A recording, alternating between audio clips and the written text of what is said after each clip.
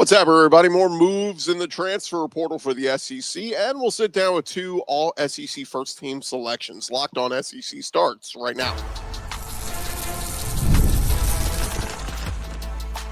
You are Locked On SEC, your daily podcast on the Southeastern Conference. Part of the Locked On Podcast Network, your team every day. And what's up, everybody? Welcome into Locked On SEC. It's great to have you guys along on today's show. We're going to sit down with LSU offensive lineman Will Campbell, Texas offensive lineman Kelvin Banks, and we'll get you caught up on all the latest news going on in the transfer portal. I'm Chris Gordy. Thanks for making Locked On SEC your first listen every day.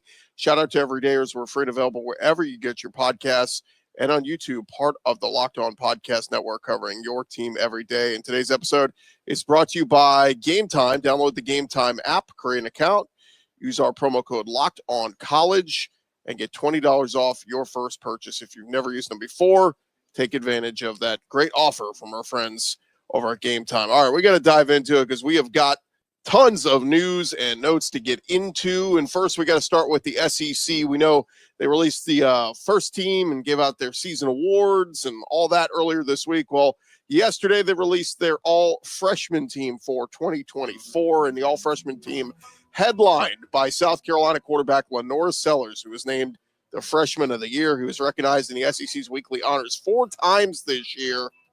The Gamecock quarterback throwing for 2,200 yards, 17 touchdowns, and had over 650 yards and 7 rushing touchdowns as well. Auburn, Florida, and Tennessee led the way with 4 selections each. Georgia, LSU, and South Carolina with 3 each. Alabama's Ryan Williams and Tennessee's Book Carter earning recognition at 2 different positions. So not going to run through them all, but just give you some of the highlights on the first team, or rather the offensive all-freshman team. LaNorris Sellers at quarterback. Running backs, Caden Durham at LSU, Jaden Bott, Florida, Nate Frazier at Georgia. Wide receivers, of course, Ryan Williams at Bama and Cam Coleman at Auburn, 2 dynamic freshmen. Tight end was Ethan Davis at Tennessee. Your O-lineman, Braden Joyner at Auburn, among others. And on defensive line, Dylan Stewart at South Carolina, Colin Simmons at Texas. Linebackers, Chris Cole from Georgia, DeMarcus Riddick from Auburn making the list. Secondary, KJ Bolden at Georgia, Book Carter at Tennessee, Xavier Brown at Alabama. So obviously some very well-deserved names there, and congrats to those guys. The future looks bright, as long as they stay where they're at in the SEC. All right, some other news and notes. Over at Texas, Jahdae Barron, a leader for Texas all season long in that #1 pass defense, and he won the Jim Thorpe Award for the top defensive back in college football.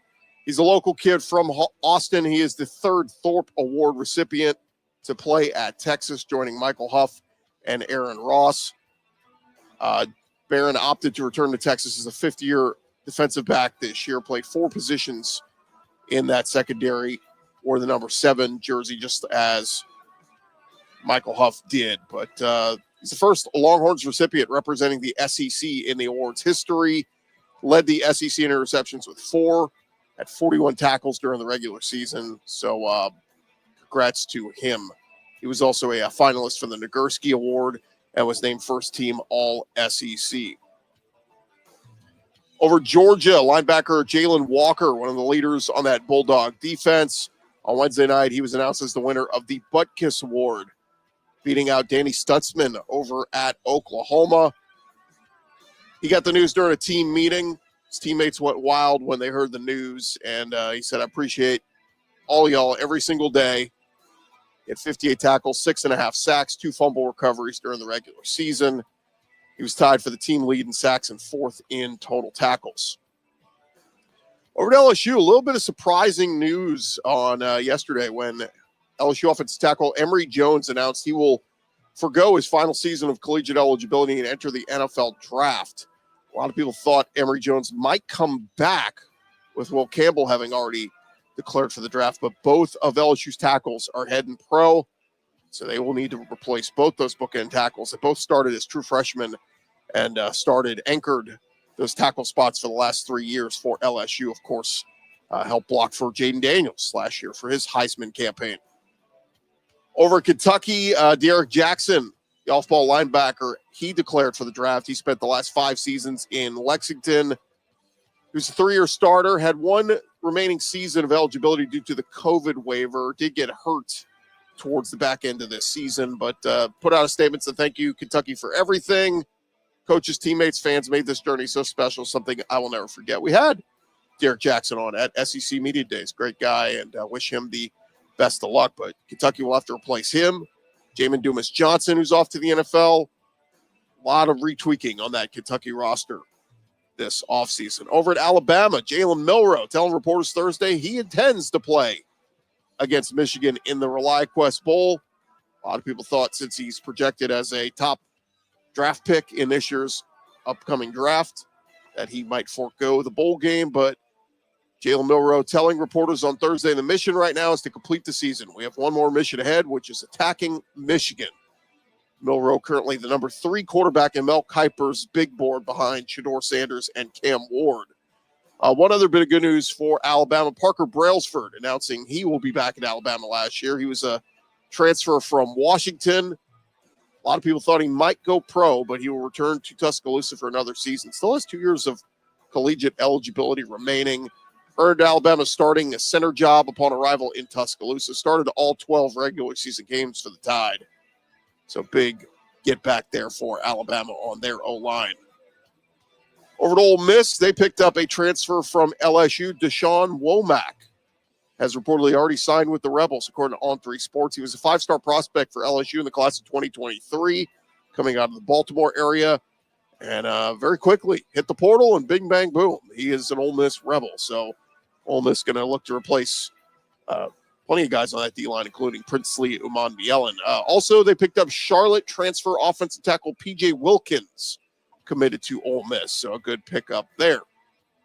Over at Texas A&M, we told you Connor Wegman had hit the transfer portal, their former starting quarterback, and he announced earlier this week he's heading to the University of Houston. Wegman took a visit to Houston earlier this week and made it official just a couple days ago, committing to the Houston Cougars. So Marcel Reed and Jacob Zeno, now the 2 quarterbacks in A&M. Connor Wegman heading to the Big 12. Over at Mizzou, we heard earlier this week that their big 5-star defensive end edge, Williams Nwaneri, was entering the portal. Well, yesterday it was announced Williams Nwaneri has committed to Nebraska. He officially entered the portal on Thursday with a do not contact tag, and On3 very quickly predicted that he would end up at Nebraska. Now, one of the senior assistants on staff at Nebraska was his coach in high school, so obviously some connections there, but he only played in 4 games this past season for Mizzou, eligible for red shirt, so we'll see what he does up there with Nebraska, but no longer with Mizzou. And real quick, a few other names. Tennessee wide receiver Nate Spillman entered the portal. Wide receiver Nathan Leacock of Tennessee entered the portal. Over at Oklahoma, linebacker Phil Picotti and wide receiver Brennan Thompson. LSU starting safety Sage Ryan entering the portal. He was a former 5-star recruit, recorded 41 tackles, 12 pass deflections this season. And lastly, Florida State true freshman quarterback transfer Luke Kromenhoek will visit Mississippi State coming up this weekend. So kind of interesting. Mississippi State losing Michael Van Buren in the portal, getting Blake Shapen back. They've been in on Jackson Arnold's recruitment, and now the FSU quarterback, Luke Kromenhoek, in on him. All right, thank you guys for making Locked On SEC your first listen every day. When we return, we'll sit down with Texas O-lineman Kelvin Banks, who is a finalist for the Lombardi Award. That is coming your way here in just a second. First, I remind you guys, today's episode presented by our friends over at the Game Time app. Game Time has a new feature called Game Time Picks that makes getting tickets to see your favorite teams play live even easier. Game Time Picks going to filter out the fluff to show you only incredible deals on great seats. A curation process makes it easier for you to save on sports, concerts, comedy tickets, whatever it is. And they're all in pricing feature. You can toggle that on to show your total upfront with no surprise fees at checkout.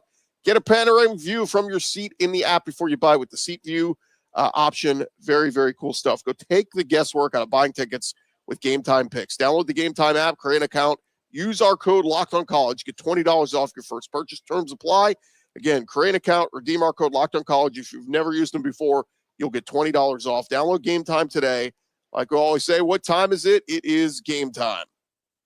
Also, to remind you about our friends at the Texas Bowl. And this New Year's Eve, 2:30 p.m. Central, it is the Baylor Bears and the LSU Tigers battling it out on the gridiron at NRG Stadium in Houston, Texas for the 2024 Kinder's Texas Bowl. Tickets are on sale right now. Again, Baylor Bears, LSU.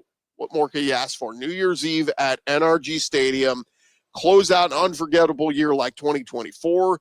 If you're ready for football and fireworks, head to kinderstexasbowl.com right now for tickets, suites, group opportunities, and more.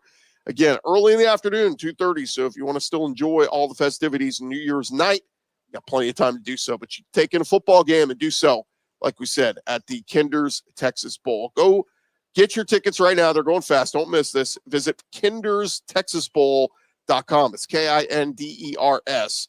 TexasBowl.com. Plenty of great opportunities to take in that game.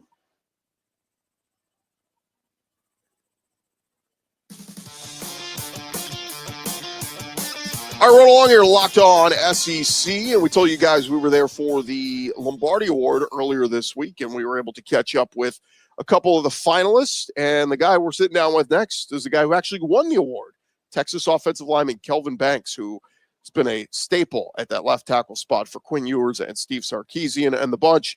So without further ado, here was our interview with Kelvin Banks. Pleasure now to be talking with Kelvin Banks, offensive tackle from the University of Texas, pride of Humble, Texas, so right here in Houston. Kind of be cool to be doing the award circuit right here in your backyard.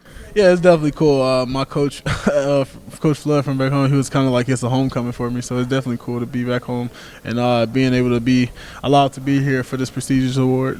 It is pretty cool, the Lombardi Award. I mean, this is an award that, I mean, every year it's some of the biggest names across college football. Kind of cool to have three SEC guys here this year because we know where the best football is played. But a lot of guys in recent years who've won this award and the finalists have gone on to be top draft picks. I mean, great success. So, but it's an award that encapsulates not just your success on the field, but everything all together, right? Yeah, it definitely just brings your team success to life as well, because obviously without the team success you wouldn't be having individual success yourself, because when you're out there grinding, you're out there playing, and guys are teams of people are looking at you. Teams are want to come look at you. Guys, committees are want to look at you. So when they look at you, they look at all the players who's doing good on the team. So I feel like you said, just all the success that we're having this year plays a big part in this as well. You've come a long way from Summer Creek High. Did you envision this is where you would be a few years in? I wouldn't say exactly I wouldn't envision it this way, but it definitely was something in the back of my mind to like where I would tell myself all the time, if you work hard, you can be there one day. So you were named first team All SEC. You got to be one of the first few guys to be named first team All Big 12 and first team All SEC. Yes, what does that mean to be first team in two different conferences? Yeah, it means a lot, especially just going from one conference to another, just showing that my play doesn't drop off just because the name of the team changes or anything like that. Kind of shows my consistency in my play, and just being able to go out there and put it all in line for my teammates, that really shows a lot as well. Talk about the grind. And look, we're not trying to poo-poo on the Big 12 here, but the grind of the SEC, how real was it this year playing week in and week out tough opponents? Yeah. I mean, even in the Big 12, we played every week. Everybody hated UT, so it was kind of like that situation. But going to SEC, it was definitely a grind, man. Every week you played a high-caliber team. You played guys who really, really want to be there, want to put it all on the field, and want to beat you as a Texas player. So you really felt that, and you really felt the energy from the stadium, no matter if you was home or away. It was kind of cool when you came into Texas with Sark. You kind of got to you grew as a player. Yes, he grew as a coach. You guys grew as a program. What was his journey like, and coming in and seeing the program's development, but Sark's development too as a head coach? Man, coming in, it was definitely amazing to see. You could see the growth from, like you said, my first year to now my third. Before I got here, they were 5-7. Freshman year, 8-5. The year before that, college football appearance. This year in the playoffs. So you can see how the mountains just keep rising and rising for us as a program, and just understanding like our culture was good when we first got here, but now it's like great. So we just try to keep not looking ahead, but looking at our next step, and what that is Clemson. So we just try to take it day by day and go like that. I know you got banged up. you were questionable all week. We get to the SEC championship game, and the camera cuts and shows you on the sideline. Yeah. How tough was that, just having to watch from the sideline? I mean, it was very tough for me as a competitor and as a player. I kind of in a sense, when you're out there, you kind of feel like you're letting your teammates down when you're not able to go on the field with them. But the one thing I kept in the back of my mind was I can't let them see me down, because if I'm down, then they're like, oh, snap, KB's down, Kelvin's down. So I tried to feed my energy and the positivity, tried to give positive reinforcements to Trevor Gooseby when he was in there for me, and all the other guys as well, just going out there and being the guy who gives more energy. So that's what they needed, and I tried to be that for them that day. I remember coming into the season, it was a bit, the injuries were piling up in the backfield, and C.J. Baxter gets hurt, and this guy and that guy. And then somewhere a few weeks into the season, Trey starts to emerge, and I think we all kind of went, Trey Wisner, all right. What'd you see from Trey this year, kind of taking over, becoming a top 5 SEC back? Man, honestly, dominance. Trey, man, he's a character. He's a great guy. He goes out there and puts his body on the line for the team day in and day out. And you can tell in his play that he really loves his team and wants to be better for himself and the team as well. But he's a strong young man, grit, grind. He's not the biggest back, but he'll try to run through you. So he's definitely a good guy. Yeah, it's been fun to watch his development as the year's gone along. The crazy part is you lose the SEC championship game, and it stinks. You wanted to win the game, but it's kind of a cool consolation prize. You get to host a home playoff game. What's this going to be like? I mean, DKR, I feel like is going to be rocking in a couple of weeks. Oh, yeah, for sure. I know our fans are going to be excited knowing that we have another game in DKR for the year. So just having that atmosphere and knowing how our fans show up when it's big-time moments like this, it's definitely going to be a great atmosphere. It's kind of weird. I was there. Y'all did senior day and honored all the guys, and now y'all get to come back and play other games. So it's kind of a little weird, right? Yeah. It'll definitely be a little weird feeling going back in there. But like you said, we're at home. It's going to be weird but comfortable at the same time. Kind of nice, too. Y'all get a little bit of time to ramp up for this, work on the game plan, practice, and all that. What's kind of the mood like right now? Everybody focused and still, hey, we got business to take care of here? Yeah, that never – us taking a loss in the SGM championship game, like you said, it sucks, but that never lets that – we never let that creep out of our head like, we lost. But we kind of try to let that die down. After that day was over, that's it. That's what it was. We see what we had to fix, we fix it, and then we move on. So now we're just all focusing on Clemson and we're ready to go. It's funny, your season's not over yet, but kind of just looking back on the season that was, you have a favorite moment, favorite win of the year? Favorite win of the year? I would say A&M game. Yeah, I was going to say, there's only one right answer here. Definitely A&M game. It was a great atmosphere there, and just being able to win the renewal of the rivalry, I feel like that was like the icing on the cake. What was it like? Because, I was watching on TV, and it was loud, but, this rivalry, it's two fan bases that don't like each other. It had to be surreal being in the middle of all that. Oh, yeah, it was awesome, man. It was one of the largest games I've ever been a part of, for sure. Just on the first drive, actually, we're going off the clap, so you could still hear it, but it was like you know what I'm saying, like a little ant noise. Yeah. You could still hear it, but it was like very faint. So every now and I would peek over to the ball to see if I could watch the ball to make sure I don't jump off sides. But yeah, it was definitely a great atmosphere to be in. How fun is it playing for a guy like Sark, who just always seems to have tricks up his sleeve? And I don't want to give any intel away, but the direct snap through Arch's legs, I think, was probably one of the most creative plays I've seen of the year. Yeah, all the time in practice, he comes up with different ways to attack the defense, and that's one thing I love. It's not like it's not a robotic kind of operation. He lets guys play to their strengths, and when that happens, we have a lot of success. So just different things like that is what makes our game interesting, especially in practice. We see those type of plays, and we kind of get excited for the game as well. It's going to be fun to see what you guys do. I got a couple more for you. Being back here at home, what's the must-eat food while you're back here? Oh, must-eat food. Actually, we had it the other day. Papados. Okay. Papados. Right. I'll say that's a must-eat. They got them all over. But yeah. I feel like it's no better place to eat it than it's the go-to. Here in Houston, Texas. Yeah. What's the go-to food spot in Austin? It's a burger place near campus called Dirty Martin's. Okay. It's pretty good.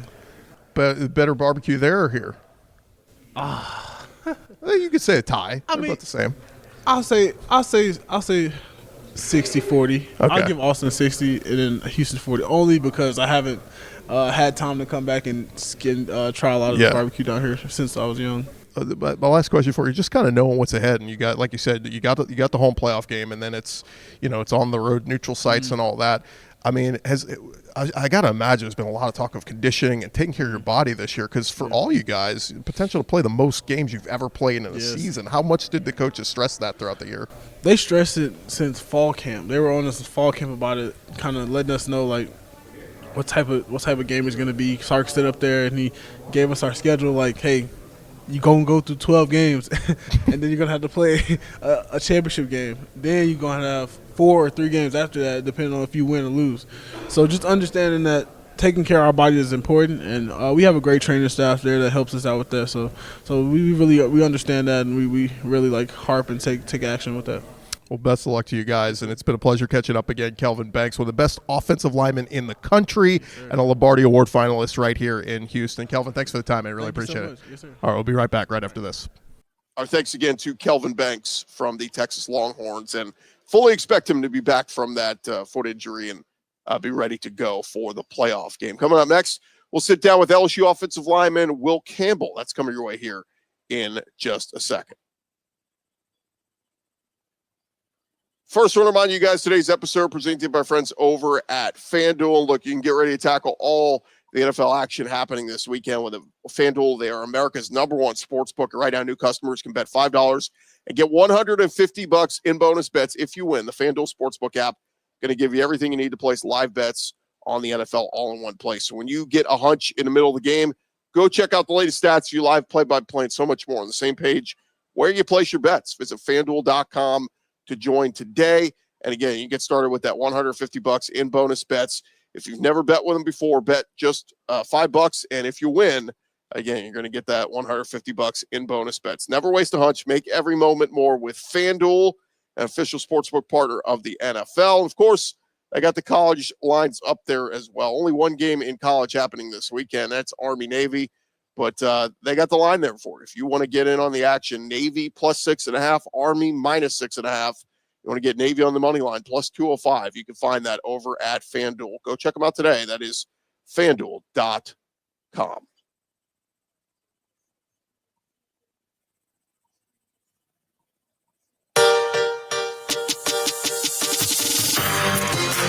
All right, one more segment to go here on Locked On SEC, and hopefully you enjoyed our conversation with Kelvin Banks, Jr. of the Texas Longhorns. Now, without further ado, our sit-down with LSU offensive lineman Will Campbell, big staple on that offensive line for LSU the last couple of years. Here was our conversation with Will Campbell. Pleasure now to be joined by our buddy Will Campbell, offensive tackle from LSU here at the Lombardi Award in Houston. And congrats, man, the grind of a season. It's finally over. Have you been able to take a little bit of a deep breath and kind of take it all in? Yeah, I mean, it was a long year. Obviously, things didn't go the way, we wanted them to. But, I'm super thankful for, my 3 years at LSU and this past season. And, I wouldn't say much of a breath because I'm starting training, so it's on to the next thing, but, I'm super excited. For people who don't know, take us through a little bit of that SEC grind when you're going up against some of the best defensive linemen out there, and you get into a grind where it's like 3-4 straight weeks of that. I'm sure it takes a toll on the body.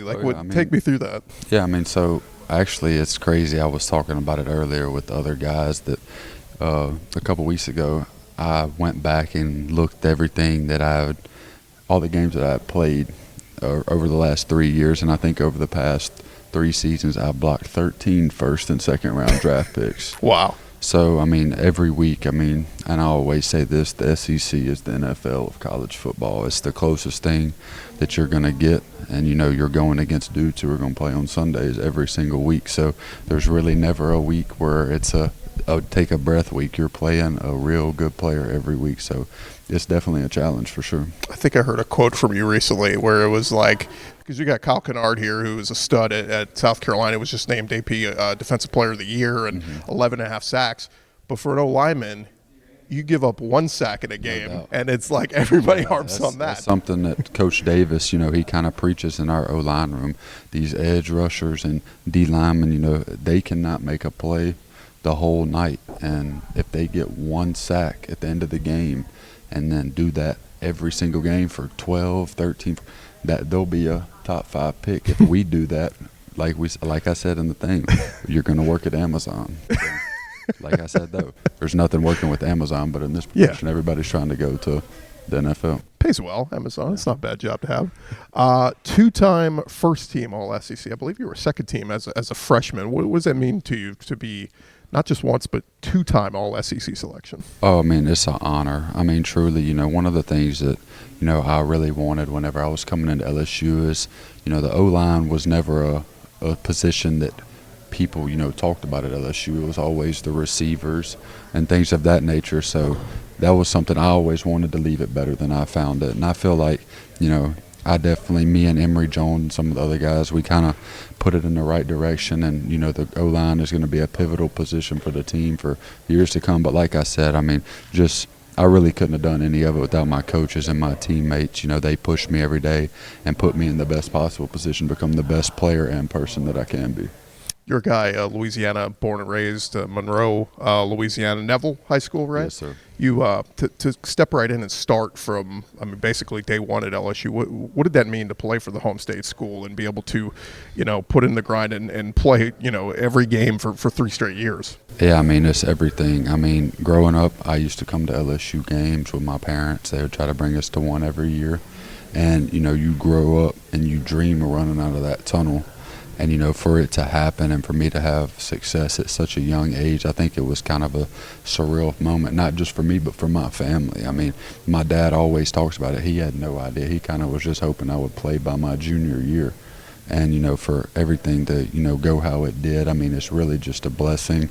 And I can only thank God. And like I said, my coaches, they invested so much time into me and, helping me, even at a young age, because, at such a young age, you're going to be considered the fish in the SEC. And going against dudes like Will Anderson, Jared Burst, like Derek Hall, these dudes as a true freshman. These dudes are experienced SEC veterans. So being able to go in and have a plan for me every week and just helping me to be in the best position possible was huge for me. There had to be some trust there from BK, too, just to you and Emery both to come in as freshmen and start so quickly, but also solved a lot of problems to have your bookend tackles for 3 straight years, right? I think that just the way that me and Emery came in and approached everything, whether that's, off the field, school, weights, just the way that we kind of carried ourselves, I think it earned the respect of them to even at such a young age trust us. And, that never wavered. We always, stayed the same. We were who we were as freshmen. We're still the same people now. But, like you said, Coach Kelly, without him trusting us, none of this would have ever been possible. You mentioned blocking Will Anderson Jr. He was actually the winner of this prestigious Lombardi Award just 2 years ago. What does it mean to be a finalist with, 4 great candidates? You're one of them here as a finalist for an award that, means a whole lot because it's not just about your play on the field. It's everything all encapsulated. Yeah, no doubt. LSU has had Glenn Dorsey that's won it. So, whenever I think of that, Glenn Dorsey's, in my opinion, one of the best athletes, period, of sport to ever play at LSU and wear the colors. So, for, to me be in that conversation and be in a, position like this, it's, like I said, just being a finalist is an honor. Obviously everybody wants to win and stuff like that, but to be sitting here, at the finalists with 3 other great players, it's a blessing. Favorite moment of the season, and can I guess, was it the win over Ole Miss? That was a big one, but I will say my favorite moment, it wasn't my favorite, but it was probably it will be my favorite for forever, is just my last time playing in Tiger Stadium. That was my last game, and I would say that one will sit with me for forever, because I put in so much work there, and that's where I dreamed of playing, and it's the cathedral of college football. So to be able to go out there one more time and run out of that tunnel knowing it's my last time doing that, it was special, and I soaked it in all weekend. So special. And it was nice, too, after that rough stretch to finish strong and get those last two wins at home. Because, let's face it, Vandy and Oklahoma were fighting for bowl eligibility, and they were trying to finish the season strong. So, for you guys, I mean, it did mean something to win those last two and finish strong. No doubt, no doubt. I mean, like, we had some player-ran meetings and stuff like that, and that was the biggest thing for us, Everybody, was just – all the people on the outside were saying, there's nothing to play for. Well, 8-4 is a lot better than 6-6 is kind of what our motto was. And, we were going to go to work, and that's really what it was. And it was on us, the coaches. It wasn't on anything. If we wanted to make a change, it was on us. The coaches are going to put us in the best position possible always, but it's always about us at the end of the day, executing the plan, taking control of the game, and doing that for 4 quarters and playing our style of football. And whenever we did that, which we did the last 2 games, we showed what we were capable of, and we probably played our most 2 complete games of the year. And, we didn't, go up and then fall off. We kind of just stayed how we were, and we won both of them, so it was good for us. Favorite win of your career? So can I give you one? 22 Bama? Is that up there? That's obvious. Like that was cool because I was a freshman. But so I mean, I'll say for me, I love playing in Tiger Stadium, but I've always enjoyed the road games more, just because it's you and your teammates. That's all you got. You don't have a lot of fans with you. Everybody's screaming at you, telling you they hate you. Flipping off the bus and stuff like that. So. We've had some good ones, on the road, but I mean, I'm trying to think of some. At South Carolina this year was a big one. It was a good win. I mean, we've had some really good wins since I've been there, and it's hard to pinpoint one. But I figured if you'd say all of them, I'd probably say the Bama one. Yeah, I mean, rushing the field. I mean, that only got you guys to Atlanta for winning the SEC West. Couple more for you here. Favorite restaurant in Baton Rouge? Ooh, I might have to give a. All right, so I'm going to go 2. I don't know. I like to eat, so. Okay. But I'll say the one that I'm at the most, and, the owner, he's a great guy. He always takes care of me. It Phil's Oyster Bar. Oh, yeah, it's a good one. Mr. Anthony, that's my guy. He's a great dude, and it's an easy atmosphere to go to. Like, whenever you just want to chill, watch some football, eat good food, and it's nice. But, like, I like going other places too. Rafino's, oh yeah, Jubin's, Mr. Shelley, all of those guys. They're great and they take care of us, so it's nice. What last thing for you? You had some NIL deals. What was that like being able to be? Because this just started a couple years ago, but being able to be one of these first student athletes who was able to sign NIL deals and yeah, I mean it's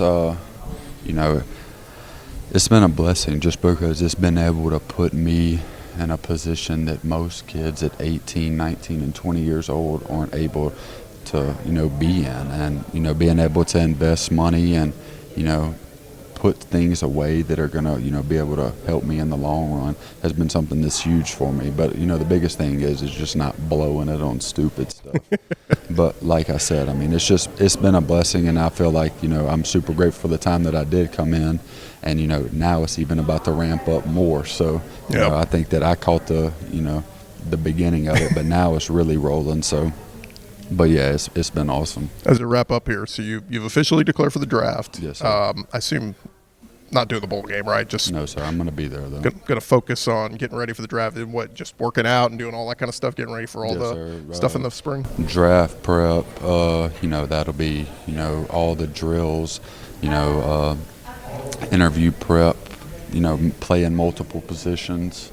Because, I mean, I'm going to have to play more than just left tackle. I'm going to need to work on my right side stuff, too. So just being able to, focus in on those for the, next couple of weeks. I actually start on Monday, so it'll be ready. I'll be ready, and I'm excited for it, and it'll be a good opportunity for me.